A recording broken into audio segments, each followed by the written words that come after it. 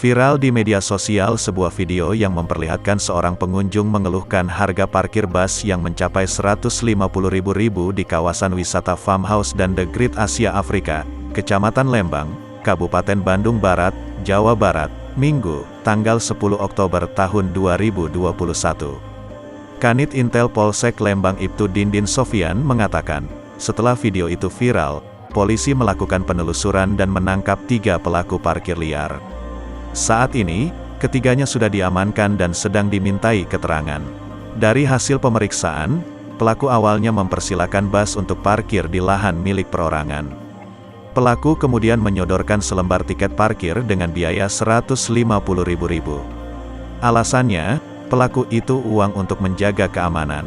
Kemudian yang mengunggah video itu keberatan.